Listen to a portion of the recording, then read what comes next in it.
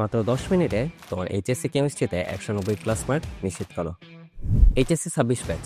এখনো তোমাদের ভিতরে অনেকে আছো যারা কেমিস্ট্রিকে জমের মতো ভয় পাও, কেমিস্ট্রিতে এ প্লাস পাওয়ার কল্পনা পর্যন্ত করতে পারো না। তো আজকের এই ভিডিওটা তোমাদের জন্য। আজকের এই ভিডিওতে তোমরা 4টা এমন স্টেপ সম্পর্কে জানতে পারবে যেগুলো যদি তোমরা মনে প্রাণে ধারাবাহিকভাবে ফলো করতে পারো তাহলে ইনশাল্লাহ তোমার এইচএসসি কেমিস্ট্রিতে এ প্লাস কেন 190 প্লাস মার্কও কেউ আটকাতে পারবে না। Step number 1, type wise question solving. তোমাদের ভিতরে এখনো অনেকে আছে যারা হাজারিনাগ অথবা অক্ষরপত্রের বই ধরে ধরে আগাচ্ছ, তবে এখন কিন্তু তোমাদের এত বেশি সময় নাই যে তোমার প্রত্যেকটা লাইন ধরে ধরে পড়বে এবং সেই অনুযায়ী আগাবে। তোমাদের এখন গুনে গুনে এইচএসসিরা 3 মাস মতো বাকি আছে। এই 3 মাস কিন্তু তোমার জন্য খুবই ইম্পর্টেন্ট এবং এই সময় তোমার দরকার একটা গোছলা প্রস্তুতি। তাই এই সময় তোমরা যারা বই ধরে ধরে আগাচ্ছিলে আপাতত বইটাকে একটু সাইডে রাখো। হ্যাঁ, যারা মেডিকেল অ্যাসপিরেন্ট আছো তারা বইয়ের লাইনটা একটু একটু করে দেখতে পারো, তবে যারা ইঞ্জিনিয়ারিং অ্যাসপিরেন্ট এবং ভার্সিটি অ্যাসপিরেন্ট আছো তাদের জন্য কেমিস্ট্রি ক্ষেত্রে কিন্তু বইয়ের লাইনটা অত বেশি গুরুত্বপূর্ণ না। এছাড়াও তোমরা কিন্তু অনেকে আছো যারা বইয়ের ভিতরের প্রশ্নগুলোকে সলভ করো। যারা হাজারিনাগে বই সলভ করো তারা দেখবে যে বই কিন্তু প্রতি 4-5 পেজ পর পরে অনেকগুলো প্রশ্ন দেওয়া থাকে এবং সেগুলো কিন্তু বোর্ডের প্রশ্নই দেওয়া থাকে। তবে তোমরা হয়তো সেগুলো হাতে ধরে ধরে সবগুলো সলভ করছো, কিন্তু সেগুলো কিন্তু তোমার জন্য এনাফ না। কারণটা আমি বলি, ওইগুলো কিন্তু কোনো টাইপ থেকে দেওয়া থাকে না। তাই তোমরা যতটাই সলভ করো না কেন সেগুলো কোনো উপকারে আসবে না। আলটিমেটলি সেটা তোমার ক্ষতির কারণ হয়ে দাঁড়াবে। তাই এই সময় তোমার প্রয়োজন একটা টাইপ ওয়াইজ কোয়েশ্চেন ব্যাংক। আমি পার্সোনালি তোমাদের উদ্ভাসী কোয়েশ্চেন ব্যাংকটাকে সাজেস্ট করি, কেননা আমি নিজেও আমার সময়ে উদ্ভাসী কোয়েশ্চেন ব্যাংকটাই পড়ে গেছিলাম এবং এর চেয়ে গোছালো বই আমার জানা মতে এখনো কোনো পাবলিকেশন বানাতে পারিনি। এখানে তোমরা দেখবে যে তোমাদের হাজারিনাগের বই অথবা অক্ষরপত্রের বইয়ে যেই 50টা বা 100টা প্রশ্ন দেওয়া আছে 10 পেজ বা 20 পেজ মিলে, এখানে কিন্তু সেটা খুব সুন্দরভাবেই 7 থেকে 8টা টাইপের ভিতরে গোছানো আকারে দেওয়া আছে। তো তোমার কিন্তু লাস্ট মোমেন্টে এটাই খুব বেশি প্রয়োজন। পরীক্ষা যদি ভালো করতে চাও তাহলে অবশ্যই তোমার স্টেপ নাম্বার 1টা হবে একটা type wise question bank solve করা, আর সেটা যদি উদ্ভাসী কোয়েশ্চেন ব্যাংক হয় তাহলে তারা ভালো। এছাড়াও এখন কিন্তু তোমরা অনেকে দেখছি আমার ভিডিওতে কমেন্ট করছো যে এসিএস এর কম্প্যাক্ট বুক তোমরা কিনে ফেলেছো, এখন তোমাদেরকে আবার উদ্ভাসী কোয়েশ্চেন ব্যাংক কেনা লাগবে? তাদের জন্য আমি বলবো, যারা এসিএস এর কম্প্যাক্ট বুক কিনে ফেলেছো তাদের আর উদ্ভাসী কোয়েশ্চেন ব্যাংক কেনার কোনো দরকার নাই, কেননা আলটিমেটলি কিন্তু তোমাদের এই দুইটার কন্টেন্ট কিন্তু সেম। তোমরা একটু ঘাটাঘাটি করলে বুঝতে পারবে যে এই দুইটাতেই টাইপ ওয়াইজ প্রশ্ন দেওয়া আছে এবং সেগুলো কিন্তু সব বোর্ডের প্রশ্নই, এবং যেগুলো একটু ইম্পর্টেন্ট প্রশ্ন কলেজে আসা সেগুলো একটু অ্যাড করে দেওয়া আছে। তাই যারা এসিএস এর কম্প্যাক্ট বুক কিনে ফেলেছো তাদেরও আর নতুন করে উদ্ভাসী কোয়েশ্চেন ব্যাংক কেনার দরকার নেই। তবে যারা এখনো কোনো বই কেননি তাদের অবশ্যই আমি সাজেস্ট করবো তোমরা উদ্ভাসী কোয়েশ্চেন ব্যাংকটাই কিনবে, কেননা এটা আমার কাছে অধিকতর গোছালো বলে মনে হয়েছে।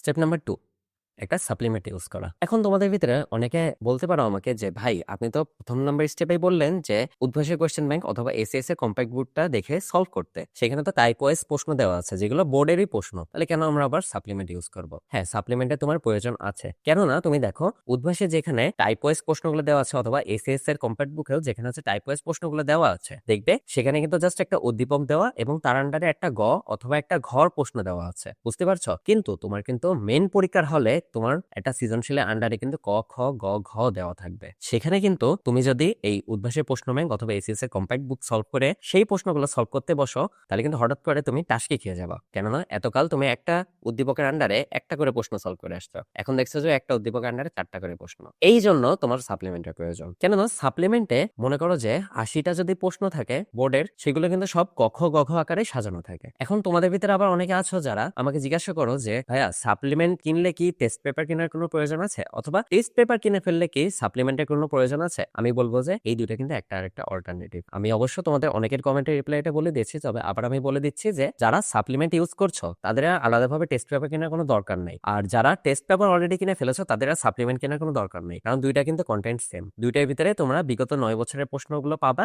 আর কয়েকটা সাপ্লিমেন্ট অথবা কয়েকটা টেস্ট পেপার হয়তো এর আগের প্রশ্নগুলো পাবা, তবে বিগত 9 বছরের প্রশ্নগুলো সলভ করাই তোমাদের জন্য এনাফ। আশা করি তোমরা এই বিষয়টা বুঝতে পেরেছো। তবে আমার পার্সোনাল সাজেশন থাকবে যে তোমরা সাপ্লিমেন্টটা কেনো, কেননা তোমরা যদি টেস্ট পেপার কেনো তাহলে কিন্তু টেস্ট পেপারে অ্যান্সার পাবা একটা বই এবং উত্তরপত্র পাবা কিন্তু টেস্ট পেপারে আরেকটা বই। এটা কিন্তু খুবই বড় একটা বার্ডেন বলে আমার কাছে মনে হয়। তাই আমার পার্সোনাল সাজেশন থাকবে যারা পারো তারা হচ্ছে একটা সাপ্লিমেন্ট কিনবে। আমি এই ক্ষেত্রে পাঞ্জেরি সাপ্লিমেন্টটাকে সাজেস্ট করি। এছাড়া তোমরা অন্য পাবলিকেশনের সাপ্লিমেন্টও দেখতে পারো, কেননা সবার কিন্তু কন্টেন্ট একই। স্টেপ নাম্বার 3, স্টেপ নাম্বার 1 আর 2 কে ফলো করলে আমরা কিন্তু একটা সৃজনশীলের গ ঘ অনেক সুন্দরভাবেই লিখে আসতে পারবো। কিন্তু এবার প্রশ্ন আসছে যে আমরা একটা সৃজনশীলের ক খ কিভাবে লিখবো বা পড়বোই সেটা কোথা থেকে, তাই না? এখন তোমরা যারা হাজারিনাগ অথবা অক্ষরপত্রের বই দেখে পড়ো তারা দেখবে যে সেখানে কিন্তু অনুশীলনীর প্রশ্নের আগে কিছু পরিমাণ ক খ প্রশ্ন দেওয়া থাকে, তবে আমি তোমাদের বলবো যে সেখান থেকে কক্ষ পড়ার দরকার নেই, কেননা সেখানে কিন্তু কোনো অ্যান্সার দেওয়া থাকে না, সেখানে কিন্তু শুধুমাত্র প্রশ্নটাই দেওয়া থাকে। তাই আমি তোমাদের বলবো যে তোমরা এই কক্ষর ক্ষেত্রেও উদ্ভাসের কোশ্চেন ব্যাংকটাই পড়বে, কেননা দেখবে যে উদ্ভাসের প্রশ্ন ব্যাংকে এই টাইপ ওয়াইজ সৃজনশীলগুলোর পরে খুব সুন্দরভাবে কক্ষগুলো সাজানো থাকে, বুঝতে পারছো?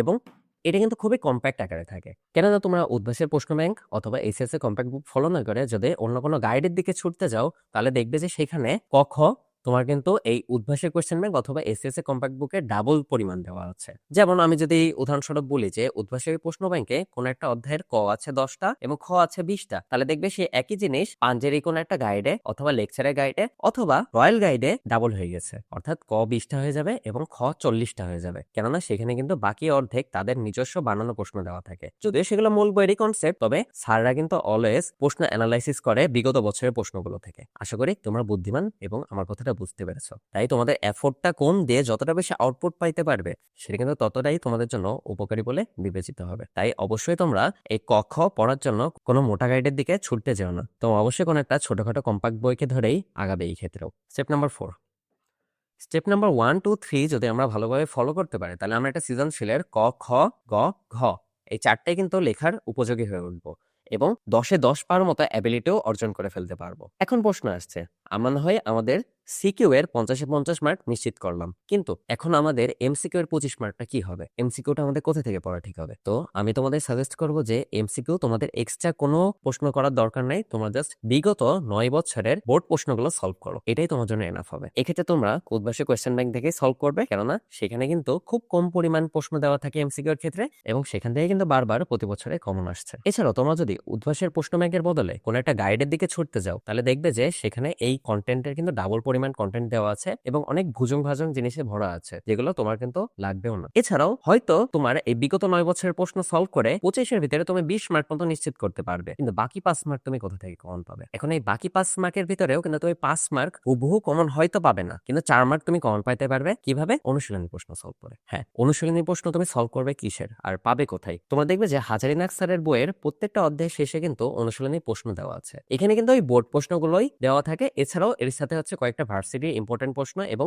মেডিকেল ডেন্টাল আসা ইম্পর্টেন্ট প্রশ্ন দেওয়া থাকে, সাথে ইঞ্জিনিয়ারিং প্রশ্ন দেওয়া থাকে। তো এইগুলো যদি তোমরা ভালোভাবে সলভ করতে পারো, তাহলে দেখবে যে তোমার এমসিকিউতে 25 মার্কের ভিতরে 24 মার্ক তুমি নিশ্চিত করে আসতে পারছো। এখন তোমার মনে হতে পারে, ভাই আপনি কেন বলছেন যে 25 মার্কের ভিতরে 24 মার্ক আমরা কমন পাবো, আর 1 মার্ক কেন কমন পাবো না? আর 1 মার্ক তোমরা পাবা না, কারণ 1 মার্ক থাকবে রিডিং এর ভিতর থেকে। আর তোমরা এখন অতটা বোকা না যে লাস্ট মোমেন্টে লাস্ট 3 মাসে এসে যাদের রিডিং শেষ হয়নি তারা আবার নতুন করে রিডিং পড়তে যাবা মাত্র 1 মার্কের জন্য। কারণ আমি আগে বলে দিয়েছি যে তোমাদের এখন পড়াশোনাটা হতে হবে খুবই গোছালো এবং কম্প্যাক্ট, যাতে তোমরা 20% এফোর্ট দিয়ে 80% আউটপুটটা পেতে পারো। আশা করি আমার কথা বুঝতে পেরেছো। আজকের এই ভিডিওটা যারা মনে প্রাণে ফলো করতে পারবে এবং ধারাবাহিকভাবে স্টেপ গুলোকে মেনে চলতে পারবে, ইনশাল্লাহ তাদের এইচএসসি কেমিস্ট্রিতে A+ কেন 190+ মার্কও আল্লাহ ছাড়া কেউ আটকাতে পারবে না। আশা করি আজকের ভিডিও দেখে তোমরা উপকৃত হয়েছো। আমাদের এই 190+ মার্ক তোলার স্টেপ বাই স্টেপ গাইডলাইনের সিরিজটা যদি তোমাদের ভালো লেগে থাকে, তাহলে ইনশাল্লাহ কমেন্টে জানাবে এবং এরপর কোন সাবজেক্টের গাইডলাইন ভিডিও চাও সেটা অবশ্যই কমেন্টে জানাবে। ইনশাল্লাহ আমি সেটা তোমাদের জন্য বানানোর চেষ্টা করবো।